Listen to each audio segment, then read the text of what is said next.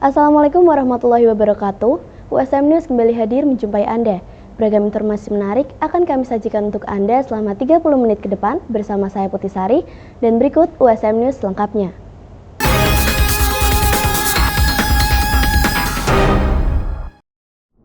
Bertujuan untuk meningkatkan perekonomian lokal melalui pengolahan pangan, Fakultas Teknologi Hasil Pertanian Universitas Semarang memberikan pelatihan pangan lokal bagi kelompok tani yang ada di Kabupaten Kendal. Program ini merupakan hasil kerjasama antara FTP USM dengan Dinas Pertanian dan Pangan Kabupaten Kendal. Fakultas Teknologi Pertanian Universitas Semarang bekerja sama dengan Dinas Pertanian dan Pangan Kabupaten Kendal baru-baru ini menggelar pelatihan pangan lokal. Sebanyak 65 peserta, kelompok wanita tani yang berasal dari berbagai kecamatan yang ada di Kendal turut mengikuti kegiatan ini. Wakil Dekan Fakultas Teknologi Pertanian USM, Insinyur Dewi Larasati MSI, turut mengungkapkan bahwa pelatihan pengolahan hasil pertanian ini menjadi penting dalam rangka meningkatkan perekonomian lokal. Kita kemarin itu ada acara pelatihan pangan lokal ya, jadi pelatihan pembuatan tepung berbahan baku pangan lokal di Kendal. Nah, itu itu kita bekerja sama lah dengan Dinas Pertanian dan Pangan Kendal. Jadi kita membuat berbagai macam olahan atau berbagai macam olahan dari pangan lokal itu dibuat tepung, kemudian dibuat olahannya. Kegiatannya itu pada hari Kamis kemarin itu materi yang diberikan memang itu tidak hanya olahan tepung kemudian olahan pangannya, tapi juga pemasarannya, karena memang yang dibutuhkan itu kalau memang ada olahan kan ya harus ada pemasaran, karena yang dipentingkan adalah itu, karena itu untuk meningkatkan paling tidak kan ekonomi mereka. Kendal menjadi daerah yang kaya akan potensi pangan berupa jagung, singkong, pisang. Pelatihan merupakan bentuk pengembangan kapasitas kelembagaan petani di wilayah kecamatan dan desa. Pemanfaatan potensi sekitar dapat menjadi sumber perekonomian lokal. Olahan pangan yang beragam dan mengikuti perkembangan zaman menjadi solusi untuk meningkatkan perekonomian para petani. Harapan kami bahwa apa yang kita berikan itu nanti memang bermanfaat untuk sana, bisa mengangkat produk-produk lokal yang ada di Kendal. Nah, dan memang di Kendal itu yang paling banyak itu adalah jagung, kemudian singkong, pisang itu banyak juga. Kemudian satu lagi itu adalah tidak hanya menjadi tepung, tapi menjadi olahan yang bisa dipasarkan menjadi pangan, menjadi aneka ragam, akhirnya adalah diversifikasi. Melalui kepakarannya, dosen Universitas Semarang berperan aktif mengatasi permasalahan yang ada di masyarakat. Lomba Guru PAI berprestasi yang berlangsung 24 Juli mendatang diwarnai sejumlah persiapan dari berbagai sekolah. Lomba ini diikuti banyak sekolah yang ada di Kota Semarang, dari taman kanak-kanak hingga SMA sederajat.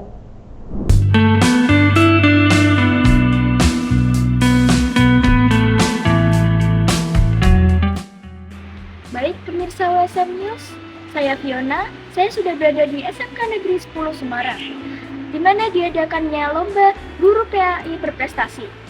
Lomba ini bertujuan untuk meningkatkan kualitas pendidik, terutama dalam pendidikan agama Islam.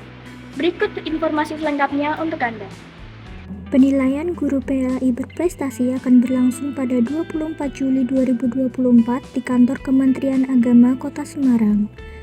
Lomba ini diikuti oleh guru PAI dari berbagai sekolah di Kota Semarang, dari jenjang taman kanak-kanak hingga SMA dan SMK. Salah satu materi yang wajib dijabarkan oleh guru PAI adalah based learning, contohnya video pembelajaran. Untuk persiapan Lomba Guru Berprestasi PAI tingkat Kota Semarang, yang sudah saya lakukan tentunya adalah berkoordinasi dengan pimpinan sekolah, yaitu Pak Ardan Sodikin selaku Kepala SMK Negeri 10 Semarang. Selain meminta doa restu, juga meminta dukungan pada beliau. Selain itu juga kami sudah berkomunikasi dengan guru PAI yang ada di SMK 10 untuk bisa membantu mempersiapkan kegiatan lomba ini. Harapannya untuk pembelajaran PAI khususnya di SMK Negeri 10 Semarang ada pengembangan atau perkembangan yang lebih baik sehingga materi yang disampaikan oleh guru PAI dapat mudah dicerna dan diterima oleh murid-murid SMK Negeri 10 Semarang. Selain itu juga terjadinya kolaborasi antara guru PAI dengan guru yang lain sehingga pembelajaran akan lebih inovatif, kreatif, dan menyenangkan banget.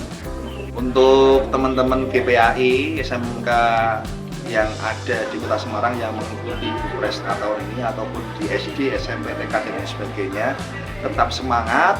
Kita berikan yang terbaik untuk anak-anak didik kita dengan memberikan pembelajaran yang dapat mudah dipahami oleh mereka sehingga hasil atau input dari anak-anak yang sudah mempelajari PAI tersebut dapat diterapkan dalam kehidupan sehari-hari sebagai bekal kita hidup di masyarakat pada kita. Terima kasih. Baik pemirsa, itu dia informasi yang bisa saya sampaikan. Saya Fiona melaporkan dari SMK Negeri 10 Semarang. Meyakini kesakralan di bulan Suro atau Muharram, seorang kiai pesantren di Gerobokan, Jawa Tengah menjamas ratusan keris. Tak hanya keris milik warga lokal, namun juga didatangi pecinta keris dari luar daerah.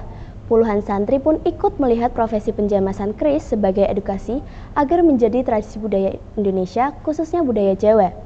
Bulan Muharram yang dikenal oleh masyarakat Jawa diyakini merupakan bulan yang sakral, seperti yang dilakukan di Pondok Pesantren Darul Falah Ki Ageng Bodo di Desa Tambirrejo, Toroh, Gerobokan, Jawa Tengah. Setiap tahun sekali sang kiai selalu melaksanakan mujahadah pada malam 10 Muharram dengan menjamas pusaka keris. Ada sekitar 300 keris pusaka di seluruh Nusantara, milik warga lokal maupun dari luar daerah yang ia jamas. Dengan melakukan upacara ritual khusus yang menjadi tradisi penjamasan pusaka dengan menyiapkan air kembang dan air kelapa muda sebagai sarana menjamas atau membersihkan keris. Setelah memanjatkan doa dengan penuh hikmat, satu persatu keris mulai dibersihkan dengan air kembang dan air kelapa muda.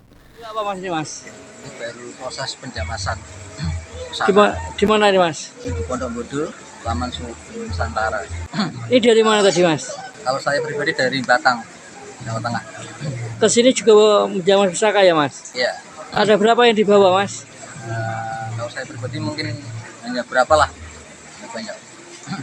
Mas, kenapa mas? Bulan Suro atau Muharram mas jamas mas? Karena bagi pemahaman orang Jawa itu kan ini bulan-bulan Suro itu bulan sakral. Saat prosesi penjamasan pusaka keris, puluhan santri pesantren pun turut memperhatikan tradisi penjamasan pusaka dengan harapan para santri mengenal dan bisa turut melestarikan tradisi dan budaya Nusantara, sehingga tradisi dan budaya Indonesia tersebut tetap terjaga. Malam ini kegiatannya kita mujahadah Asyura sekaligus menjamas pusaka-pusaka yang ada di seluruh Nusantara. Ada berapa pusaka yang dijamas saat ini? Yang saat ini kurang lebih ada sekitar 2-300 pusaka. Kenapa harus bulan Suro?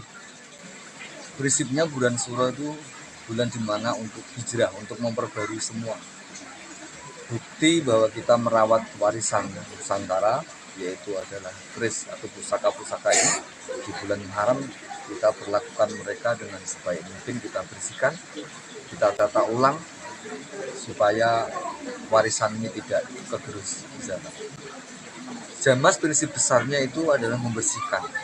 Artinya sebagai bentuk perawatan kita kepada warisan Nusantara ya kita menjamas atau membersihkan sekurang-kurangnya 1 tahun sekali dan itu di bulan Suro.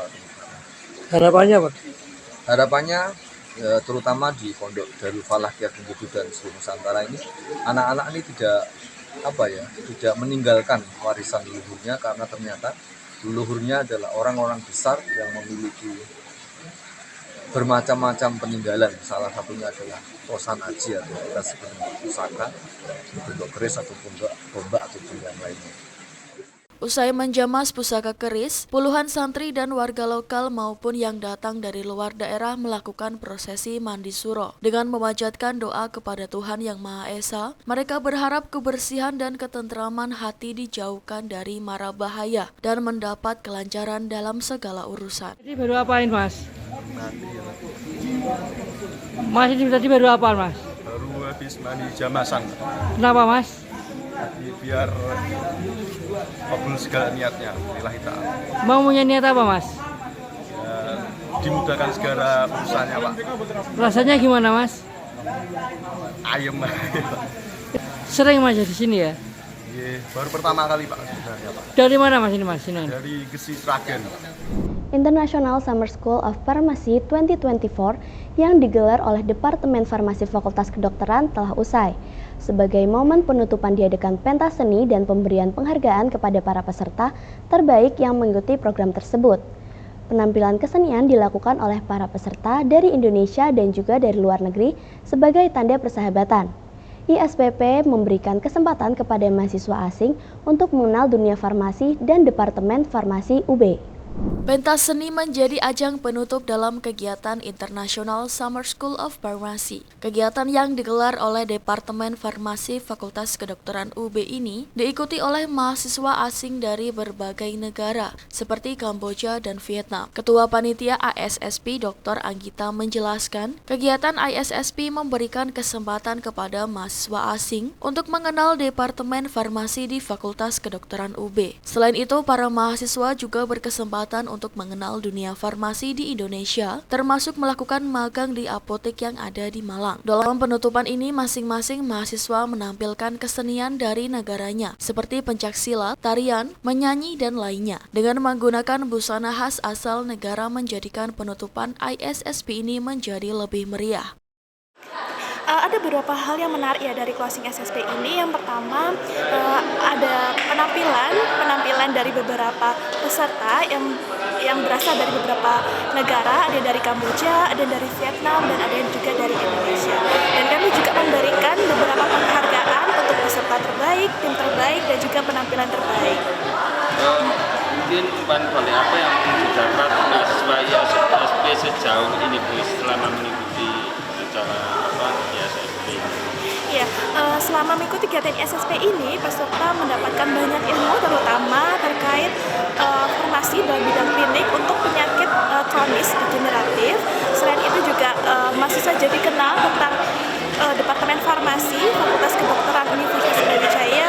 Juga mereka akan mengenal beberapa tempat wisata yang ada di Malang khususnya. Kegiatan ISSP 2024 ini merupakan program dari Departemen Farmasi UB untuk mengenalkan farmasi UB kepada mahasiswa asing. Upaya ini merupakan bagian dari langkah FK dikenal secara global dalam dunia pendidikan. Manfaat ISSP dirasakan oleh Wola, mahasiswi asal Kamboja. Selama mengikuti ISSP, dirinya mengaku senang dan memiliki pengalaman baru di Indonesia. Dia akan mengajak rekan mahasiswa lainnya untuk ikut ISSP tahun berikutnya.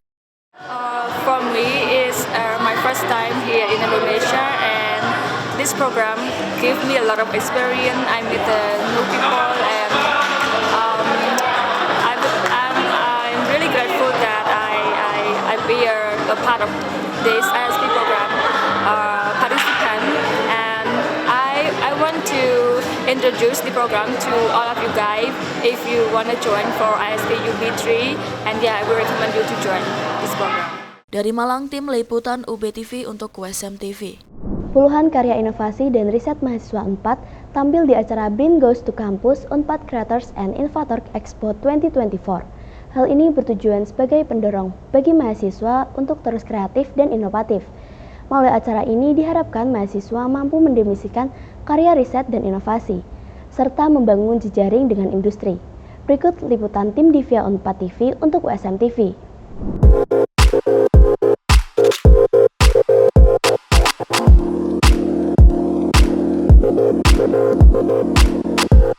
Menyambut Hari Kebangkitan Teknologi Nasional atau Harteknas ke-29, Universitas Padjadjaran bersama Badan Riset dan Inovasi Nasional hadirkan Brin Goes to Campus UNPAD Creators and Innovators Expo 2024 pada Selasa 16 Juli di Balai Sawala UNPAD. Puluhan stand riset dan inovasi karya mahasiswa UNPAD ditampilkan dalam UNPAD Creators and Innovator 2024. Beberapa di antaranya seperti karya inovasi robot dari UNPAD Technology Club, serta Minjun yakni parfum berbahan dasar kemenyan yang memiliki varian aroma.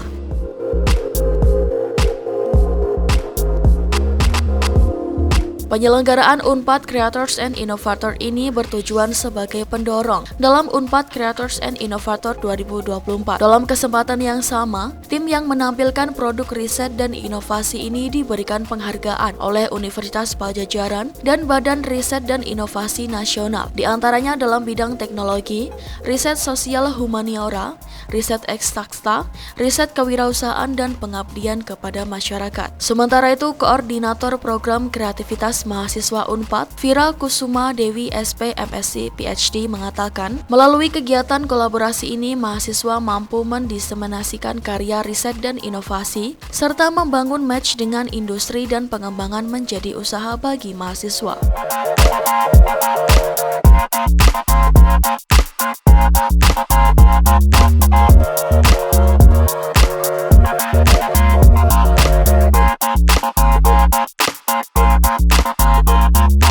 Penerapan ilmu pengetahuan dan teknologi melalui riset dan inovasi pada mahasiswa perguruan tinggi diharapkan dapat bermanfaat bagi masyarakat. Juga diharapkan dapat mengambil peran penting untuk menyambut Indonesia Emas 2045 mendatang. Dari Jatinangor, Sumedang, Tim Liputan Divya Unpad TV untuk USM TV. Dalam rangka meningkatkan kesadaran akan bahaya narkoba, Badan Narkotika Nasional Sulawesi Selatan menggelar sosialisasi anti narkoba di Ruang Senat Universitas Hasanuddin pada 10 Juli 2024. Kegiatan ini merupakan tindak lanjut dari kerjasama antar Unhas dan BNN yang pada September 2023 lalu meluncurkan kampanye Unhas Bersinar, bersih dari narkoba. Simak berita selengkapnya. Sosialisasi anti narkoba oleh Badan Narkotika Nasional atau BNN Sulawesi Selatan digelar di Ruang Senat Universitas Hasanuddin pada Juli 2024. Menghadirkan Rektor Universitas Hasanuddin, Profesor Dr. Insinyur Jamaluddin Jompa MSc, Kepala BNN Provinsi Sulawesi Selatan, Brigjen Pol Dr. Andes Guruh Ahmad Fadianto MH, beserta tim dan sivitas akademika Unhas. Dalam sambutannya, Profesor Jamaluddin menekankan betapa pentingnya sosialisasi ini dalam memerangi narkoba. Profesor JJ mengajak para akademisi untuk memberikan solusi konkret dan tidak hanya mengkritik BNN atau pemerintah. Kegiatan ini merupakan tindak lanjut antara Unhas dan BNN yang pada September 2023 lalu meluncurkan kampanye Unhas Bersinar, bersih dari narkoba. Profesor Jamaluddin menekankan bahwa bersinar bukan sekedar slogan, melainkan tanggung jawab sivitas akademika Unhas untuk menciptakan lingkungan kampus bebas narkoba. Unhas rutin mengadakan pengecekan rutin untuk memastikan kampus tetap bersih dari narkoba. Ini adalah suatu langkah dari kerjasama yang telah kita sepakati akhir tahun lalu untuk mewujudkan Indonesia Bersinar, dan kita ingin juga kampus Unhas Bersinar tentu di bawah bimbingan kolaborasi dengan Kepala BNN Sulawesi Selatan.